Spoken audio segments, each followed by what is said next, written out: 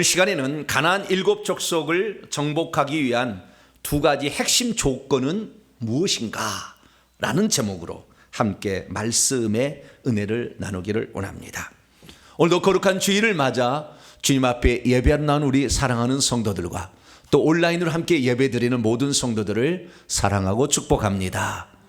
주일이 있어 우리는 행복하고 소망이 가득합니다. 하나님이 일하시고 하나님이 함께 하시고 하나님이 복을 주시는 이 시간이 우리의 인생에 있어서 가장 기쁜 날이요, 소중한 날이요, 행복한 시간이요, 복된 시간인 줄로 믿습니다. 주님을 섬겨 천국까지 이르러 가서 천국에서 함께 모여 우리가 찬송하는 그날까지 우리의 주일을 잘 지켜서 우리 하나님께 사랑받고 천국에 들어간 우리 집에 벽돌 하나씩이 빠진다고 하는데 주일 성수를 안 하면 하나도 빠지지 아니하고 그 벽을 바라볼 때마다 내가 주님 앞에 이렇게 살았노라 고백할 수 있는 복된 성도가 되길 간절히 바랍니다. 최근 들어와서 가나안 땅 정복에 관한 말씀을 새롭게 조명하고 있습니다. 가나안 땅을 어떤 사람이 정복할 수 있느냐? 저는 지난 시간에 조금 난이도가 높은 설교를 했어요. 천국을 상징하는 가나안 땅 기업 분배의 원칙과 특징이 무엇인가에 대해서 말씀을 드렸죠. 가나안 정복 전쟁에 참여하지 않는 자는 결국에 가나안 땅의 기업을 받을 수 없다. 그러니까 우리가 천국에서 우리의 기업을 차지하는 땅도 있고 집도 있고 또 어떤 우주를 다스리는 넓은 영토를 얻게 되는 비결은 어디에 있느냐? 그것은 바로 영적 전투에 참여하는 것이다. 이 땅에 이 귀신들과의 싸움을 거절한 사람들은 천국에 집이 작고 천국의 집에 평수도 적고 우주를 다스릴 그런 사람이 못 되는 거예요. 왕노릇하지 못한다는 것이죠. 그렇기 때문에 우리가 귀향이면 영원히 누릴 하늘의 그 기업을 향하여 나가게 될 때 이 세상에서 영적 전투에 반드시 참여하시고 승리하는 성도가 되기를 축원합니다. 그래서 우리가 그 가나안 땅 기업을 장차 분배하게 될 텐데 그 가나안 땅 기업은 누구나 똑같이 받는 것이 아니라 특별 기업을 받는 하나님 말씀에 순종하고 충성했던 자들은 제비뽑기 방식이 아닌 다른 방식으로 하나님이 특별히 그 기업을 주신다라는 말씀을 드렸고요.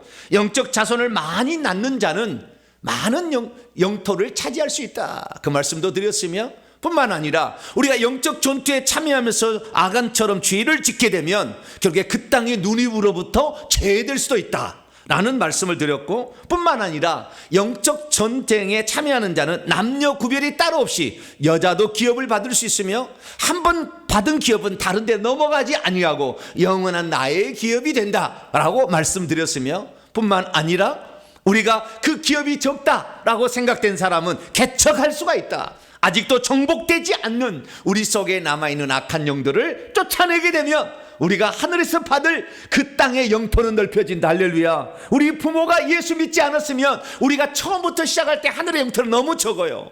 제가 천국 가서 알았어요.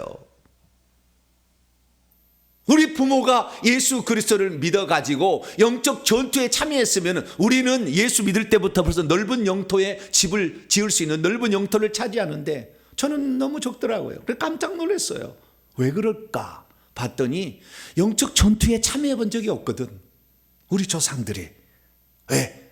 우리 조상들, 나의 부모님은 내가 예수 믿게 했거든요. 그러나 이런 영적 전투가 있는지 몰랐잖아요. 그러나 새벽 4시 되면 우리 어머니께서 1시간씩 회개하고 있습니다. 할렐루야. 얼마나 감사한지. 우리 장모님 예전에는 4시간씩 그렇게 기도를 하셨어요. 그래서 얼마나 감사한지 이제는 넓은 영토를 차지할 수 있는 기회가 주어졌구나. 여러분 낙심하지 말고 여러분 영적 전투에 이기는 방법, 귀신을 정확히 적을 알아야 적을 정복할 수 있으니까 이 귀신들을 잘 파악하고 이것을 많이 쫓아냄으로 말미암아 하늘의 넓은 영토를 차지하는 복된 성도가 되길 바랍니다. 그러면 이 가나안 땅 정복 전쟁에 있어서 가장 중요한 무기가 필요한데 그 무기가 뭐냐? 오늘 양손에 제가 저의 무기를 들려드리겠습니다. 2개의 무기가 필요합니다. 이 무기를 가지고 있어야만이 가나안 땅을 정복할 수 있어요. 가나안 땅은 이 무기가 이 세상에서 만든 칼이나 무슨 창이나 이런 거 아니에요. 이걸 물론 쓰지만 이것보다 더 중요한 무기가 있는 거예요. 왜? 이 전쟁은 영적 전쟁이기 때문에. 그래서 왜 영적 전쟁인지에 관하여 오늘 제가 말씀을 드릴 거예요. 이것이 영적 전쟁이었구나. 이게 그냥 싸움이, 그냥 힘 있는 자가 힘이 약한 자를 이기는 전쟁이 아닌 전쟁이었구나 라는 사실을 알게 될 거예요. 그래서 이 가나안 정복 전쟁에 있어서 가장 중요한 무기 2개가 무엇인가를 살펴보는데, 그것이 바로 이 가나안 땅을 들어가기 위한 첫들머리에서 하나님께서 쓰도록 그것을 말씀하셨다는 겁니다. 그러면 가나안 땅에 이스라엘 백성이 들어가기 전에 해야 할 일은 무엇이었을까? 그것은 첫 번째가 요단강을 건너야 했다라는 것입니다. 요단강을 건너는 것은 사실 40년 광야 생활을 마치는 최종의 관문이자 젖과 꿀이는 약속의 땅, 하나님의 땅에 들어가기 위한 첫 번째 또한 관문이기도 합니다. 이스라엘 백성이 젖과 꿀이는 가나안 땅에 들어서기 위해 요단강을 건너야 했습니다. 그런데 그때가 요단강을 건너기가 가장 어려운 시기였다는 것. 그런데 일부러 하나님은 그때 건너가게 하시는 것이죠. 왜 그랬을까요? 특히 이 이스라엘 백성들이 이 요단강을 건너가게 되었던 그 시점에 하나님은 어떤 생각을 갖고 있었기에 이스라엘 민족이 그 시기에 그 요단강을 건너가게 했을까요? 그리고 요단강을 갈 때에 이스라엘 민족이 방어와 공격 무기로 사용했던 이 2가지 무기는 대체 무엇이었던 것일까요? 우리는 그 사실을 통하여 오늘도 우리가 영적 전쟁, 이 악한 영과의 싸움에서 승리하기 위한 2가지 무기를 오늘 양손에 꼭 들고 이 성전을 나가시게 되기를 축원합니다. 그래서 오늘 이 가나안 정복 전쟁의 첫 전쟁이었던, 어쩌면 영적 전쟁이었던 요단강 도하에 관한 말씀을 통하여서 그 의미가 오늘 우리에게 무엇인가까지 한번 살펴보도록 하겠습니다. 오늘 본 말씀은 어떤 말씀입니까? 여호수아의 인도하에 초자연적인 기적으로 인하여 이스라엘 백성들이 말라버린 요단강을 건너갈 수 있었다라는 그러한 말씀입니다. 당시는 곡식을 거두는 시기여서 물이 언덕까지 넘치고 있었을 뿐만 아니라 물살이 거세어 건너기도 어려웠는데 200만 명 되는 이 이스라엘 백성은 대체 어떻게 그 강을 건너갈 수 있었던 것일까요? 배 타고 건넜을까요? 헤엄쳐 건넜을까요? 성경 기록과는 달리 건너갈 만한 물 깊이였던 것일까요? 아니면 물이 좀 유속이 느려서 건너가기에 불편함이 없었던 것일까요? 200만 명이 이 차례로 건너가게 된다고 한다면 적어도 아무리 빨라도 반나절은 걸릴 텐데, 이들의 동태를 유심히 파고 있어서 공격하기 위해서 준비하고 있는 여리고성 사람들은 왜 이스라엘 백성을 건너오는 쪽쪽 죽이지 않았던 것일까요? 오늘 본문 말씀은 BC 1406년경 출애굽 2세대들이 여호수아의 인도를 따라 드디어 자신들이 그렇게 갈망하던 가나안 땅을 진입하기 위하여 요단강을 건너는 사건을 보도하고 있습니다. 그런데 문제는 요단강이 건너기에 그리 만만한 강은 아니었다는 것입니다. 그 강을 그래서 어떻게 건널 것이냐, 하나님께서 2가지 방법을 제시를 했다는 거예요. 첫 번째 방법은 이스라엘 백성에게 스스로 성결하게 하라. 그러니까 백성들에게 하는 명령이 있었고 백성들의 대표였던 제사장들이 하는 명령이 있었어요. 그래서 첫 번째 명령은 뭐냐? 백성들에게 너희 자신을 스스로 성결하게 깨끗하게 하라 라고 했다는 것입니다. 두 번째는 뭐냐? 두 번째는 언약궤를 맨 제사장들에게 명령한 것이었는데요, 이스라엘 백성보다 2000규빗 먼저 앞서 언약궤를 메고 가라 그랬고요, 또한 요단강 물가에 이르거든 요단강 안으로 물속으로 들어가라 라고 그렇게 했다는 것입니다. 믿음이 있어도 하나님의 명령이 무슨 말씀인지를 잘 모르면 어떻게 하면 요단강을 빠르고 안전하게 건널 수 있는지 방법과 정보를 수집하라고 작전회의를 시키지 않았는지 이유를 잘 모릅니다. 믿음이 있어도 하나님 명령이 무슨 말씀이었는지를 잘 모르면 하나님은 엉뚱한 것을 우리에게 요구하신다 라고 생각할 수도 있습니다. 믿음이 있어도 하나님의 명령이 무슨 말씀인지를 잘 모르면 왜 자기들에게는 빠른 유속에도 건널 수 있는 튼튼한 배를 만들라 이렇게 말하지 않고, 또한 배를 노저 갈 수 있는 힘 있는 알통이 좀 나오는 장정들을 착출해내라 이런 명령을 하지 않았는지 궁금해할 수 있습니다. 믿음에서도 하나님 명령이 무슨 말씀인지 잘 모르면 왜 제사장들로 아득히 멀리 보이는 요단강까지 먼저 홀로 법궤를 메고 가라 했었는지 그 이유를 알 수가 없습니다. 믿음이 있어도 하나님 명령이 무슨 말씀이었는지를 잘 모르면 왜 제사장들로 흘러 넘실대는 요단강물 속으로 들어가라 이렇게 얘기하셨는지 알지 못합니다. 믿음이 있어도 하나님 명령이 무슨 말씀이었는지 잘 모르면 왜 하나님께서는 모세 때는 홍해를 먼저 갈라놓고 건너가라고 하시더니 이번에는 물이 철철 흐르고 있는 그 요단강 물속으로 먼저 들어가라 이렇게 말씀하셨는지를 잘 모릅니다.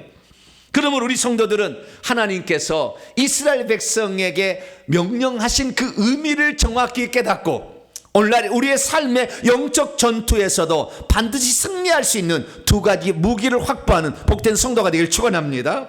자, 그렇다고 한다면 이스라엘 족속을 정복하기 위하여 하나님께서 먼저 이스라엘 백성을 준비시켰던 그 일은 무엇일까요? 여리고성을 정복해야 되거든요. 이게 이제 가나안 땅의 정복의 첫 번째 7 족속을 정복하는 거 아니겠습니까? 그런데 이 아모리 족속에 해당되는 이 여리고성을 정복하게 될 때에 하나님께서 먼저 하라는 것이 3가지나 있었어요. 요단강을 건너가라는 것은 첫 번째 명령이었습니다. 여호수아에게 하나님께서 나타나셔서 강하고 담대하라 1장에 그렇게 명령하시고 백성들에게 명령하기를 사흘 후에 이제 요단강을 건너가서 여호와 하나님께서 너희에게 주사 차지하게 한 땅을 차지하게 하기 위한 차지하기 위하여 들어갈 것이니 일어나라 이렇게 했다는 말을 알 수 있습니다. 그래서 첫 번째는 요단강을 건너갈 준비를 하라. 그러니까 요단강을 건너게 하라가 이게 첫 번째. 그러니까 여리고성을 정복하려면 3가지가 필요했다는 거예요. 첫째는 요단강을 건너가야 된다는 거예요. 이것이 아주 강력한 여리고성을 하나님이 정복하게 하실 것이라는 가장 강력한 사인으로 주어지는 거예요. 두 번째는 뭐냐? 두 번째는 이제 건너갔어요. 이제 다음에 또 보겠습니다. 건너간 다음에 길갈에 진을 쳤는데 거기에서 할 일을 행하라고 합니다. 뭘 하라고요? 부싯돌로 칼을 만들어 이스라엘 자손들 남자 장정 60만 명을 전체를 한꺼번에 할 일을 행하라. 미친 짓이죠.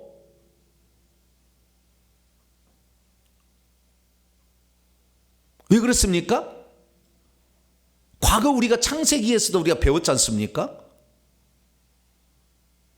그 히위족속 하몰의 아들 세겜이 야곱의 딸을 강간을 한 다음에 결혼하고 싶다고 막 이렇게 했을 때에 그 오빠인 시몬과 레이가 화가 나가지고 너희들 함께 할 수 없으니 너희들도 우리 언약 백성이 되려면 할 일을 해라. 그래서 3일 만에 가장 아플 때 들어가서 싹 죽여버렸다는 거 아니에요?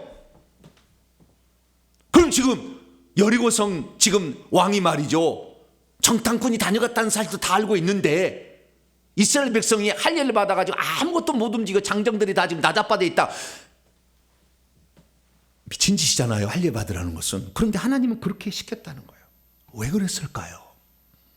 중요한 의미가 있는 것입니다. 세 번째는 뭐냐? 이 세 번째는 이제 유월절을 지키라 그래요. 그러니까 이스라엘 민족이 이 요단강을 건너갔던 그 다음 날 만나가 그치게 되는데 이 요단강을 건너가서 유월절을 지키고 유월절 그 다음 날 만나가 그쳐요. 그래서 이 세 번째는 뭐냐면 양식을 바꿔주는 겁니다. 가나안 땅의 양식으로. 그래서 만나가 드디어 이 거기까지 왔다가 만나가 내리고 더 이상 안 내려요. 그래서 양식이 바꿔집니다. 그러면 이 3가지 사건이 말하고 있는 것은 과연 무엇일까요? 특별히 요단강을 건너라 있지 않습니까? 근데 요단강을 건너는 방법이 일반적인 방법이 아니에요. 배 타고 건너는 것도 아니고 뭐 그다음에 다리를 어떻게 끈을 연결해 가지고 뭐 그렇게 해서 그 위에 무슨 뭘 얹어 가지고 이렇게 건너가는 방법도 아니고 참 희한한 방법이에요. 마른 땅을 건너가게 하는 거예요. 그것도 이상하고요. 근데 이건 좀 이따 더 살펴보겠습니다. 할 일을 하라는 것은 결국에 이것은 무엇입니까? 성결이 아주 중요한 거거든요. 언약 백성이라는 것을 정확하게 자기 몸에 인식하는 것이 더 중요하거든요. 그렇기 때문에 하나님께서는 너희들이 위험에 노출되는 게 중요한 게 아니라 너희들이 내 백성을 하고 인쳐진 것이 중요하다. 이거잖아요. 그리고 광야의 음식은 이제 그쳐라는 거죠. 광야의 음식은 그쳐야 된다는 거예요. 종의 음식은 그치고 이제 천사들의 음식이잖아요. 종의 음식은 그치고 이 땅에 하나님 자녀들이 먹일 땅의 풍성한 소산을 너희들이 먹어야 된다라고 얘기를 한 거죠. 그런데 그날이 언제 있느냐? 그날이 바로 그러니까 요단강을 건너간 날은 1월 10일이라고 딱 나와요. 여호수아 4장에 나와요. 그리고 건너가서 유월절을 지키게 되는데 이 유월절이 1월 14일이죠. 4일 후에 유월절을 지키게 됩니다. 그리고 만나가 그쳐요. 그럼 왜 그랬습니까? 그것은 하나님께서 우리가 잘 알아야 되는데 왜 하나님께서는 요단강을 가장 위험한 시기, 물이 가장 넘치는 그런 시기에 건너가느냐? 그것은 유월절을 맞추려고 그런 거예요. 왜냐하면 과거 민수기 14장에 하나님께 원망 불평하고 우리를 죽이려고 이 땅에 데려왔느냐? 젖과 꿀인 가나안 땅은 아낙 자손이 살고 있고 견고한 성읍인데 정탐꾼들의 이 12명 가운데 10명의 부정적인 보고를 듣고 막 원망했던 그들을 40년 동안 그들 원망 불평의 죄를 지고 내가 죽여버리겠다. 하나님 그렇게 하셨거든요. 그래서 40년 동안 하루를 1년으로 계산해서 40일 정탐꾼들이 다녀온 그 날짜를 계산해서 40년 동안 그 죄를 담당하다 했는데 그 죄를 담당하고 정확하게 40년째 가나안 땅에 들어가게 하는 거예요. 다 죽었으니까. 그래서 날짜를 맞추기 위해서 가장 위험한 시기였지만 그때 들어가라고 한 거예요.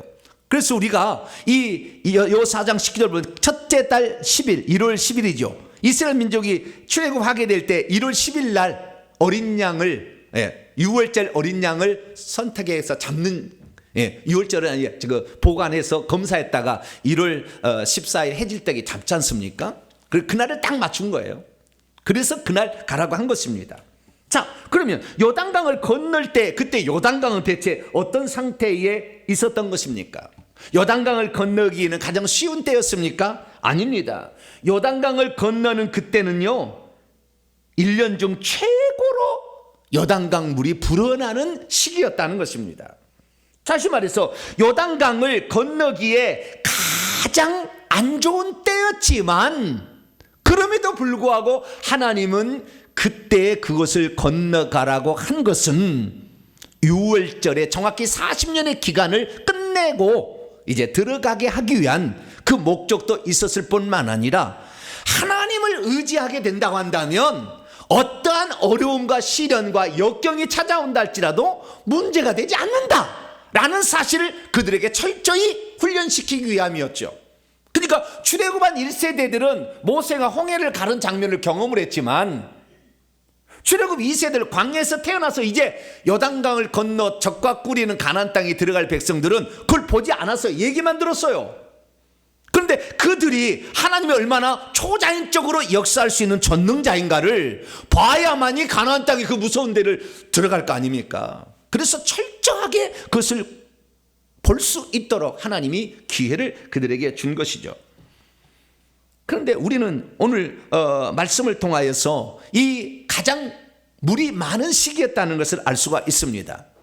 요단강 물은 저 갈릴리 북쪽의 작은 호수에서 아래 사해까지 104km 정도 됩니다. 그 가운데 있는 거 요단강이에요. 그 흐르는 강이. 요르란 말은 내려간다, 흘러간다라는 뜻이 단에서부터 흘러왔다라는 것이에요. 그 북쪽에 단이 있는데요. 그래서 요단강을 건너가야 되는데 이 건너가는 그 요단강의 물이 평소 때에는 저 그림의 왼쪽의 위처럼 그 하천, 그 물에 요단강 하천에 그 가운데만 이렇게 흘러가고 있었는데 몸에 거누르는 시기는 이 시기에는 우기였기 때문에 엄청나게 물이 그렇게 많이 흘러가는 그래서 넘치고 있는 그런 시기였다라는 사실을 알 수가 있게 되는 것이죠. 이 특별히 이 갈릴리 호수에서 그 다음에 이 사해까지는 그 요단강 계곡이 마이너스 390 정도 해수면보다 낮은 데고 뿐만 아니라 이 낙차가 커요. 그래서 이 갈릴리 호수에서 이 사해까지는 179m 낙차가 있어요. 마이너스. 그래서 더 이렇게 꺼지는 거예요. 그러니까 물살이 아주 센 거지요. 물살이. 예, 그런 시기에, 그것도 가장 많이 비가 내리는 시기에 거기를 건너가라 이렇게 했다는 것입니다. 그러면 하나님께서는 이렇게 물살도 세서 건너가기도 어려운 그 시점에 배를 구한다고 할지라도 이게 상당히 위험한 그런 시점에 어떻게 건너가게 하려고 했을까요? 하나님께서는 그 건너가게 하는 것은 하나님이 하실 테니까 너희들은 이 두 가지를 준비하라 그랬다는 거예요.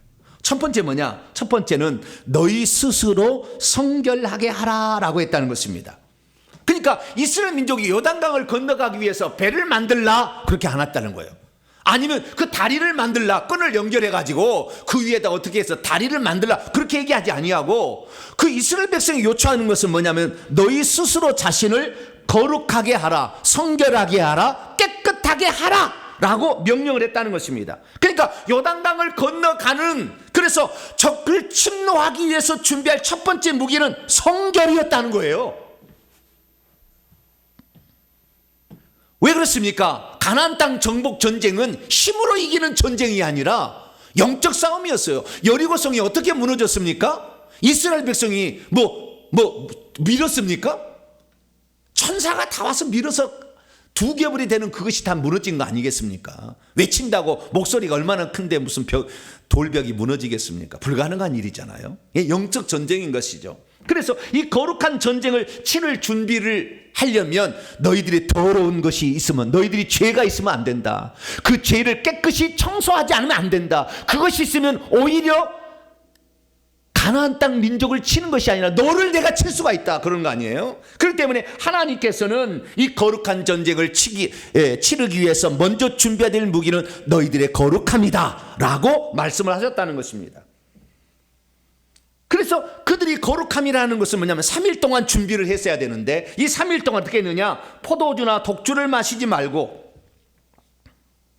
그리고 부정한 음식 이런 것들을 먹지도 말고, 시체도 만지지도 말 것이며, 그리고 심지어 너희들의 성생활도 절제를 해서 부정한 것으로부터 너희 몸을 정결케 하라 이렇게 명령했다는 것입니다. 만약에 이미 더럽혀져 있어서 이 전쟁을 치를 수가 없다 한다면 3일 안에 옷을 빨아서, 너희들의 잘못된 것을 고치고 너희들의 옷을 빨아서 성결한 마음으로 주님께서 우리에게 말할 영적 전쟁을 치르기 위할 준비를 하라 이렇게 했다는 것이죠. 하나님께서 출애굽기 19장에 보게 되면 이스라엘 백성이 시내산에서 율법을 주실 때도 이스라엘 백성에게 여호와께서 말씀하셨죠.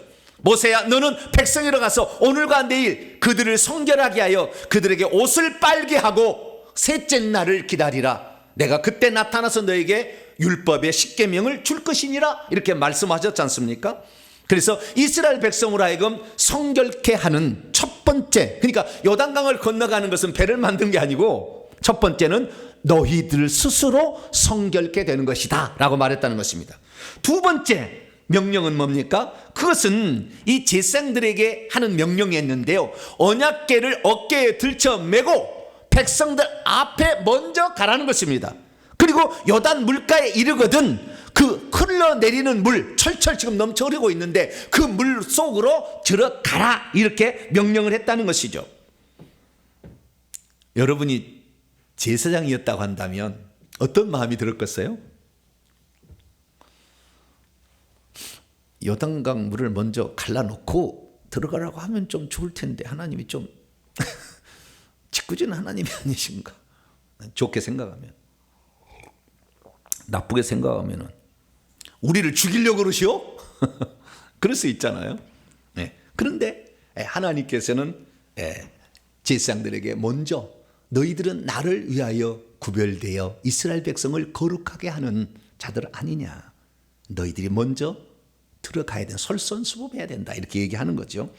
그래서 그것도 이스라엘 백성하고 얼마나 떨어졌냐면 2000규빗 되는 것을 떨어뜨리라고 그랬어요. 여러분, 우리가 이 지도를 보게 되면 저 요단강의 빨간 부분이 지금 건너간 장소예요. 요단강 빨간 글자 있는 부분이 건너간 장소예요. 그러니까 거의 사해 근방이죠. 예. 그 왼쪽이 여리고성이고요, 오른쪽이 시딤인데 시딤에서 그 요단강 앞까지 왔습니다. 그리고 이제 건너갈 때 먼저 제사장이 건너가라고 하고요. 그 나중에 이제 건너가게 될 때에 물 속에 발을 담글 때에 그 요단 물이 멈춘 장소가 그로부터 약 25km 떨어진 북쪽의 아담 변방서부터 거기서 물이 멈춰요. 그래서 마르게 되는데 그 장면을 지금 이제 그림으로 잠깐 그려진 것이고요. 자, 여호수아 3장 3절에 4절 보면 이스라엘 백성하고 이 제사장 사이를 2000규빗, 4절에 보니까 2000규빗, 한 규빗이 45.6cm니까 계산해 보면 912m, 약 1km 정도 앞서 먼저 가라고 한 거예요. 여러분 1km, 저희 동네가요 들판이 있는데 저희 집하고 저 앞에 있는 그 산 마을에 그 우리 어머니가 시집 온 효자촌이라는 마을이 있는데 우리 마을까지 딱 1km거든요. 딱 1km. 온 들판이에요, 거기가. 예.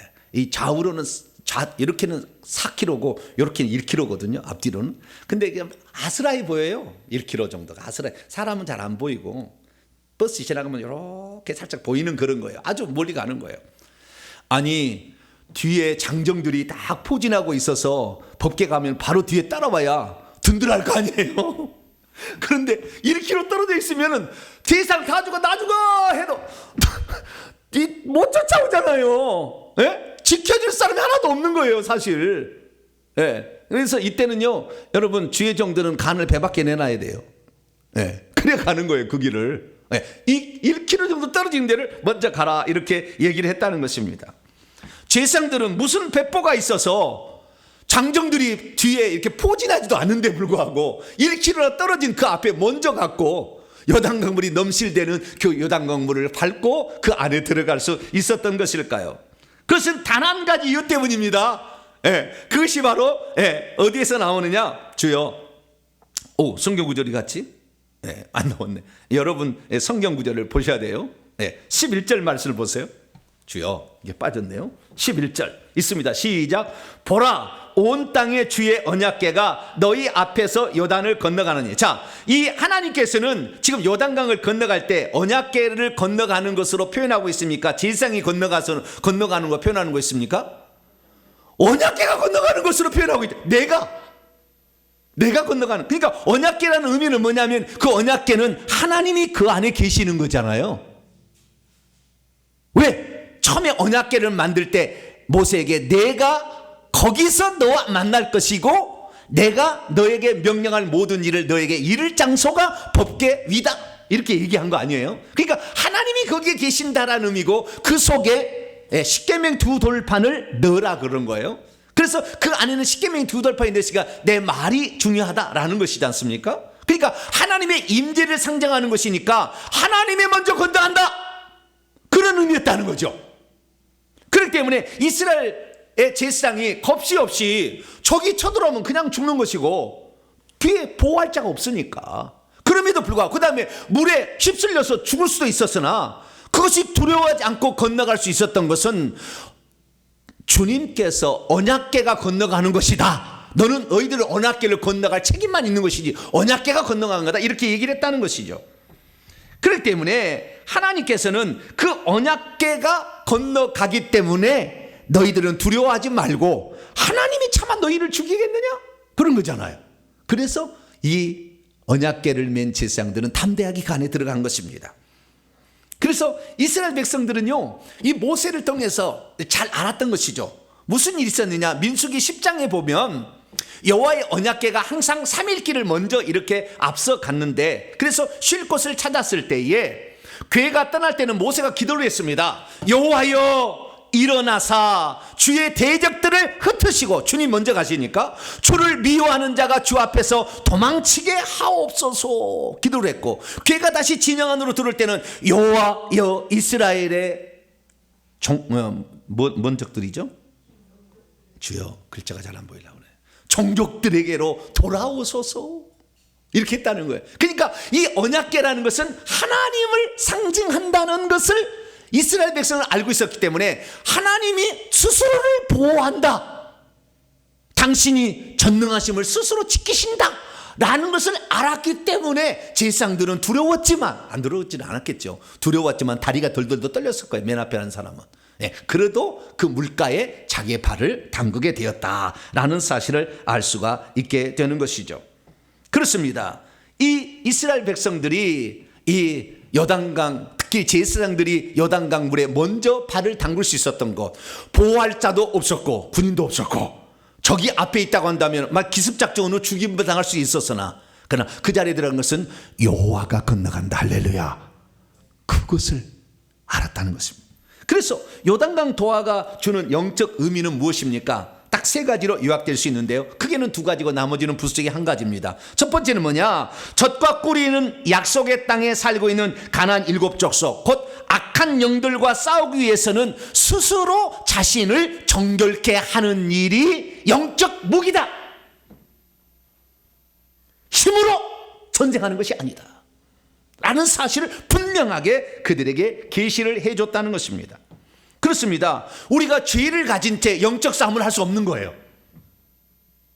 죄가 많이 있는 사람은 영적 싸움에 승리할 수가 없는 것입니다. 악한 영들, 죄를 짓게 되면 악한 영들이 우리 몸속에 들어와서 우리 안에 있는데 영적 전쟁을 한다고 한다면 악한 영들이 웃어버리죠. 네 속에 얼마나 많은 영들이 가득 있는데 네가 영적 전쟁을 치른다고 그렇게 말도 안 되는 소리라고 귀신들이 떠들어대는 거예요. 그렇기 때문에 우리가 영적 전쟁을 치기 위해서는 우리 자신을 거룩하게 깨끗하게 하는 일을 먼저 할 수 있게 되기를 축원합니다. 그러려면 죄를 짓고 있는 것을 멈춰야 되는 거예요. 회개 기도문으로 백날 기도하면서 죄 짓고 있으면 쓸데없는 거라 그 말이에요. 죄를 그쳐야지. 죄를 그치지 않고 회개 기도만 낭독하고 있으면 무슨 소용이 있냐 그 말이에요. 죄 짓는 행위를 그쳐야 되는 거예요. 정결케 해야 되는 것입니다. 이스라엘 백성에게 너희들은 옷을 빨아라, 몸을 깨끗하게 한다는 거 아니겠습니까? 혹시 부정한 것이 있지 않나 돌아본다는 거 아니겠어요? 그래서 이미 죄를 짓고 있는 자들은 그 죄가 깨끗해지도록 자기 옷을 빨아야 되는 것입니다. 그래서 예수님께서 천국에 들어오려면, 가나안 땅에 들어오려면 자기의 두루마리를 빨아야 그 성 안에 들어갈 수 있다. 생명나무에 달려가서 생명나무 과일을 따먹을 수 있다. 이렇게 말하고 있지 않습니까? 그래서 천국에 들어간 사람들의 모습을 보면 전부 흰옷을 입고 손에 종려나무가지, 승리의 종려나무가지를 흔들고 보좌 앞에 서서 큰 소리로 구원하심이 보좌에 앉으신 우리 하나님과 어린 양이 있다고 찬송하는 게 아니겠어요? 여러분, 우리가 잘 아시다시피 여리고성 전투에 승리했지만 아이성 아주 작은 성에는 실패했잖아요. 왜 실패했습니까? 죄를 지은 사람이 있었잖아요. 여리고성을 정복하게 될 때 그 과정에 아간이, 그래서 하나님께서 그 이스라엘 백성이 말하지 않습니까? 이스라엘 백성이 그때 그러잖아요. 하나님, 이렇게 작은 성에 우리가 패배하다니요, 아우 슬퍼요. 그걸 막 울었다는 거 아닙니까? 그랬더니 울지 말라, 슬퍼하지 말라. 이스라엘이 범죄하여 내가 그들에게 명령한 나의 언약을 어기고 그들이 온전히 바쳐야 될 물건을 가져가고 도둑질한 사람이 있기 때문에, 범죄한 자가 있기 때문에 이스라엘 백성 너희들이 가나안 7족속을 맞서지 못했다. 그래서 너희 중에서 그것을 제거하지 않는, 그 죄를 제거하지 않는 한 다시 가나안 족속과 맞설 수 없을 것이다 라고 말했다는 거 아닙니까?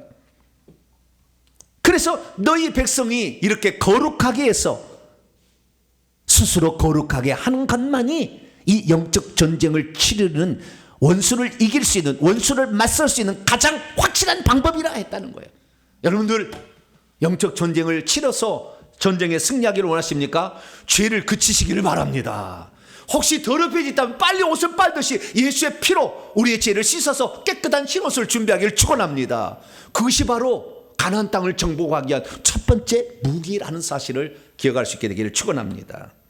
두 번째는 여호수아 시대에는 이제 구름 기둥의 시대에서 불 기둥의 시대로 안내자가 바뀐다는 것입니다. 이게 무슨 말이냐? 이스라엘 백성이 과거에 모세의 인도를 따라서 출애굽 1세대들이 광야에서 인도를 받을 때는 맨 처음 뭐예요? 구름 기둥이 이동하면 그 다음에 법궤가 따라갔고 그 다음에 이스라엘 진영이 따라갔지 않습니까? 그런데 이번에 지금 요단강을 건너갈 때는 구름 기둥이 인도하지 않는 거예요. 이제 구름 기둥은 사라진 것입니다. 이제는 두 번째 인도자였던 법궤가 최전방에 서서 먼저 가게 했다는 거예요.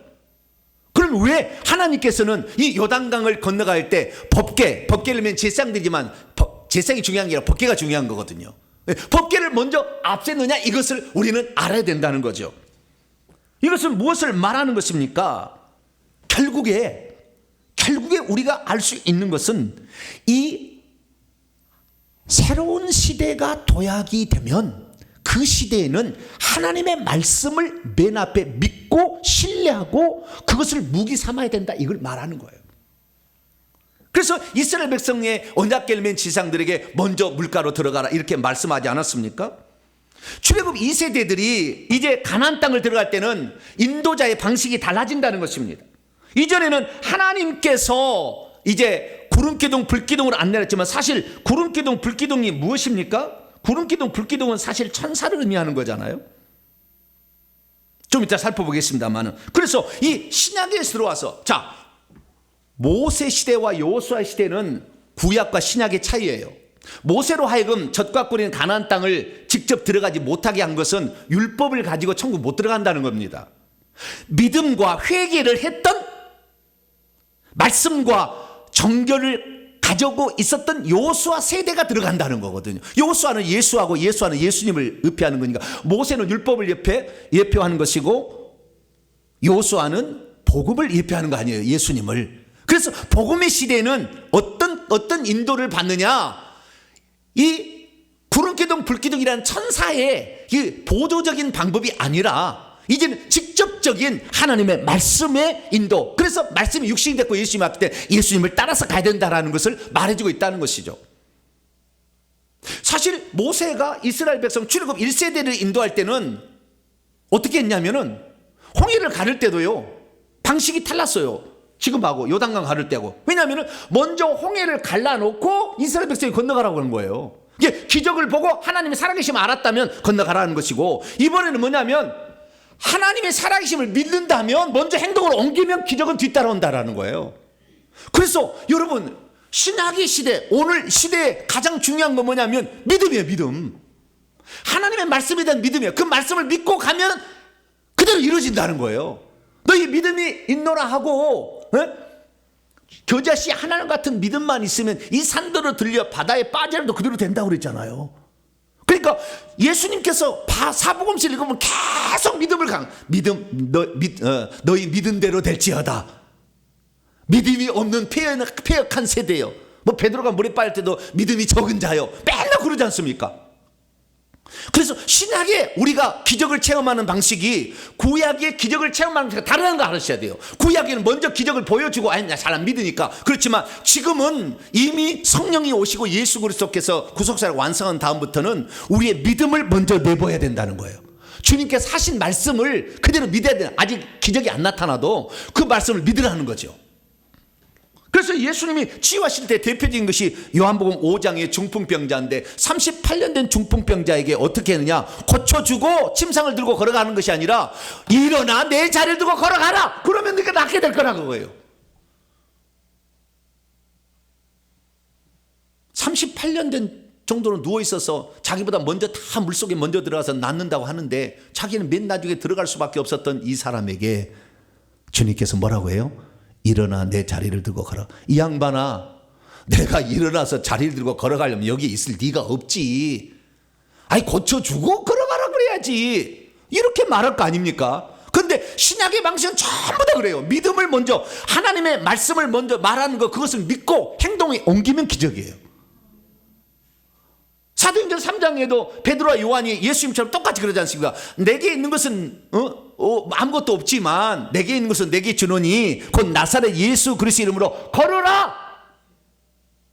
이 사람은 내가 걸으라 했으면 내가 여기 있겠어? 이게 아니라 걸으라 그러면 아멘 하고 그냥 걸어가면 되는 거예요. 할렐루야. 여러분, 주의 종이 뭐라고 말하면 그냥 아멘 하면 여러분 그것이 되는 거예요. 주의 종을 통해 말씀하는 거니까. 근데 많은 사람이 보여주고 믿겠다는 거예요. 어리석은 거예요. 그건 구약의 방식이에요. 새로운 방식이 달라진 것입니다. 이스라엘 민족이 출애굽했을 때 그 홍해를 갈랐을 때에 가르기 전에 애국 군대가 추적해 오니까 막 두려워 떨었을 때에 이 앞에 인도하던 구름 기둥이 뒤로 가서 애국 군대를 막아섰지 않습니까? 그때 보니까 하나님의 천사가 그들의 뒤로 옮겨가며 구름 기둥으로 또 앞에서 뒤로 옮겨갔다. 천사였어요. 종들의 인도를 받은 게 구약이라 한다면 하나님의 수종들은 이제는 직접적인 말씀이신 예수 그리스도의 인도를 받는 시대가 되었다. 할렐루야. 그 시대는 말씀을 믿는 것이 하나님을 믿는 것이고 말씀에 순종하는 것이 하나님께 순종하는 것이다 라는 경륜적인 차이가 있게 되었다는 겁니다. 할렐루야. 그래서 이 두 번째 무기는 뭐냐면 말씀에 대한 믿음과 순종인 거예요. 첫 번째는 자신의 성결함이고 깨끗해 하고 그 다음에 말씀을 믿고 그냥 순종하면은 하나님은 요단강을 가르신다는 것입니다. 세 번째 의미는 무엇입니까? 이때 법궤를 맨 제사장들을 앞세웠잖아요. 다시 말해서 악한 영들을 정복할 때는 당시 제사장들이 백성 먼저 앞서간 것처럼 영적 지도자들이 솔선수범해서 악한 영들과 싸움에 나가야 된다는 겁니다. 제가 먼저 앞서 나가보니까요, 악한 영들이 가만 나를 놔두지 않아요. 제가 잘 알아요. 그래서 아이고 무서워. 그리고 아이고 적당히 해도 뭐 신앙생활 다 하는데 그렇게 할 수도 있잖아요. 그러면 그 백성들 요단강 못 건너가요. 미안하지만.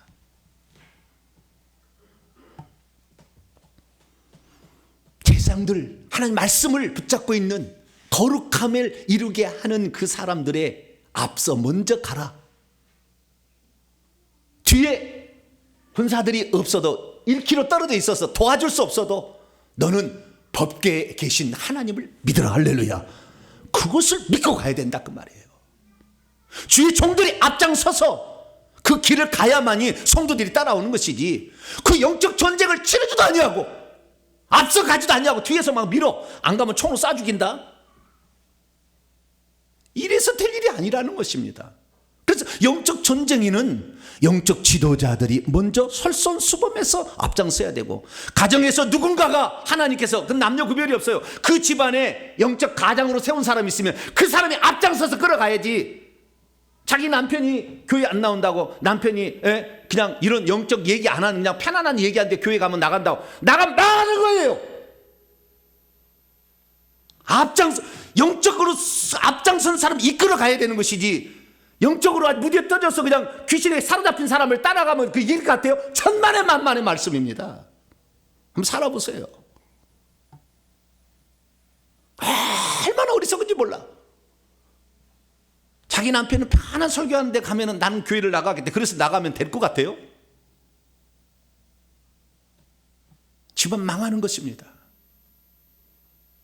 영적 지도자가 먼저 그 집안의 영적 지도자, 그 교회의 영적 지도자, 그 나라의 영적 지도자가 앞장서서 먼저 그 길을 갈 때 그 사람은 어때요? 전능하신 하나님 믿어야지. 사람, 성도 의지하면 안 되고 전능하신 하나님 법궤 그걸 믿고 가야 될 줄 믿으시기 바랍니다. 그래서 우리는 이 요단강 건너가는 두 가지 무기, 성결과 믿음이라는 말씀에 대한 믿음이죠. 그리고 그대로 순종하는 겁니다. 그렇기 때문에 여러분 말씀을 믿는다고 오늘날 그렇게 성도들이 얘기하는데 순종이 뒤따라지 않는 것은 헛된 거라는 얘기 나오는 거예요. 믿음이 있다면 물이 철철 넘치는 그 요단강으로 들어가라는 것이죠. 근데 자기는 믿음이 있대. 예수 믿는다고 해서 행동 하나도 옮기는 것이 없잖아요. 그런데 자기는 믿고 있대. 그 믿음이 진짜인지 아닌지 반드시 환난 시대에 반드시 까부를 겁니다. 하나님이. 행동으로 옮기지 않는 믿음은 다 가짜인 거예요. 그런데도 자기는 믿음이 있으니까 나는 천국 간대. 나는 믿음이 있으니까. 가시는지 안 가시는지 잘 모르겠지만 우리의 믿음은 어떤 게 되냐? 행동하는 믿음을 갖게 되길 축원합니다. 그렇습니다. 믿음이란 무엇입니까? 자신을 정결케 해서 영적 무기를 하나 확보하는 것이고 말씀에 대한 믿음을 가지고 순종으로 행동에 옮김으로 또 하나의 무기를 갖는 것입니다. 할렐루야. 그러면 기적이 나타나는 것입니다. 이스라엘 백성이 요단강을 건너게 되므로 어떤 축복을 받게 되었습니까? 그들은 요단강을 이렇게 건너므로 말미암아 하나님께서 이제 아무리 큰 적이라 할지라도 먼저 가셔서 전쟁하실 거니까 우리는 전쟁한 거 그냥 전리품만 가져오면 된다라는 자신감을 얻게 만들어줬다는 거예요. 이 사건이. 두 번째는 뭐냐? 여호수아가 모세보다 못난 자가라고 생각했는데 여호수아도 동일하게 이스라엘 민족을 이끌을 만한 지도자구나 라는 것을 알게 해줬다는 거예요. 세 번째는 무엇입니까? 이 요단강 주변에 살고 있는 수많은 요단 서쪽의 아모리 사람들과 이 아모리 사람 중에 하나가 여리고성 사람이에요. 그 다음에 해변의 가나안 사람 모두들이 이 요단물을 말리시고 건너갔다는 사실을 듣고 마음이 높고 이스라엘 자식의 정신이 혼미해져 가지고 아주 그냥 전쟁 의지상실 그렇게 됐다는 거예요. 그래서 벌벌벌 떨었다는 거 아닙니까? 다 할렐루야. 예? 그렇습니다. 지금은 우리가 여호수아의 인도를 받는 새로운 시대에 우리가 들어섰습니다. 할렐루야. 여호수아 시대의 무기는 성결입니다. 여호수아의 무기는 믿음입니다. 이 두 가지를 가지고 우리가 영적 전쟁에 들어가게 된다고 한다면, 특별히 앞장선 일꾼들, 영적 지도자가 앞길을 먼저 가게 된다고 한다면 우리 앞에 있는 악한 영들은 다 떠나갈 것입니다. 왜? 우리는 주 예수 그리스도께서 말씀하시기를 나를 믿는 자는 귀신을 쫓아내며 할렐루야 그렇게 얘기하셨기 때문에 우리는 주의 말씀을 믿는 것입니다. 악한 자가 너를 만지도 못한다는 요한일서 5장 18절을 믿는 것이죠. 그래서 그 말씀을 믿고 앞으로 간다면 하나님께서 그 믿음을 통하여 전능하신 하나님이 역사하기 때문에 우리의 삶의 모든 장애물은 극복될 것이고, 뿐만 아니라 우리 속에 역사하고 있는, 우리 안에 집을 짓고 있는 영들이 폭파다해서 다 도망침으로 말미암아 하늘의 너른 영토를 차지하는 복된 성도가 될 것이니 두려워 말고 믿음을 가지고 자신을 깨끗하게 함으로 영적 전쟁에 들어가는 복된 성도가 되길 축원합니다. 거룩하신 하나님 감사합니다. 오늘 과연 우리가 영적 전쟁에 승리할 무기가 무엇인지를 듣게 되었습니다. 정결함, 회개와 그리고 믿음, 우리가 굳건히 붙잡고 영적 전쟁에서 승리하게 도와 주시옵소서.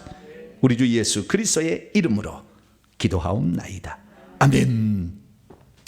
자, 명령과 선포를 해보도록 하겠습니다. 오른손을 드시고 정리해 봅시다. 시작. 주여, 어떻게 하면 물이 넘실대는 요단강을 건너갈 수 있는지 알게 하시니 감사합니다. 주여, 요단강을 건너기 위해서는 스스로를 성결하게 하고 하나님의 말씀을 믿고 행동으로 옮길 수 있어야 한다는 것을 알게 하시니 감사합니다. 주여, 죄를 짓고 있으면서 영적 전쟁에 참여할 수는 없으며 혹시 참여한다 할지라도 결국에는 적에게 패배하고 만다는 것을 알게 하시니 감사합니다. 주여, 모세 시대는 홍해가 갈라진 후에 건너가는 시대였지만 여호수아 시대는 먼저 건너가면 요단강이 갈라지는 시대라는 것을 알게 하시니 감사합니다. 주여, 영적 지도자는 말씀을 절대적으로 믿어 어떤 어려운 가운데서도 붙들지 않고 앞장서 가는 자라를 알게 하시니 감사합니다. 주여, 그동안 정결하지 못했고 믿음으로 순종하지도 못했나이다. 용서해 주소서. 결단자 시작. 주여, 이제는 나 자신을 정결케 하겠습니다. 주여, 이제는 믿음으로 행동하겠습니다. 주여, 이제는 주님의 말씀을 믿고 가겠습니다. 주여, 이제는 결코 죄 짓지 않겠습니다. 주여, 이제는 회개하고 영적 전쟁에 참여하겠습니다. 명령과 선포입니다. 시작. 이제까지 나로 하여금 영적 전쟁에 어떻게 참여하는지 전혀 알지 못하게 가로막은 악한 영들은 결박을 받아라. 이제 내가 예수의 이름으로 명하노니 회개를 방해하고 말씀을 의심케 하는 악한 영들은 떠나가라. 내 영혼아 깰지어다. 내 영혼아 깰지어다. 회개하여 자신을 정결케 하고 하나님의 말씀에 믿음으로 반응할지어다. 핵심이다. 시작. 가나안 땅을 정복하기 위해서는 반드시 요단강부터 건너가야 하는구나. 여호수아 시대는 기적이 보고 행동하는 것이 아니라 믿음으로 행동하면 기적이 창출되는 시대로구나. 스스로를 성결하게 하지 아니하면 가나안 땅에 들어가는 시작부터 그 길이 막히고 마는구나. 영적 싸움에 승리하려면 먼저 스스로 자기 자신을 정결하게 하는 것이 매우 중요하구나. 행동하지 않는 믿음은 결코 기적을 낳을 수 없구나. 영적 지도자는 성도보다 먼저 영적 싸움에 뛰어들어가는 자이며 앞서서 솔선수범하는 자여야 하는구나. 아멘.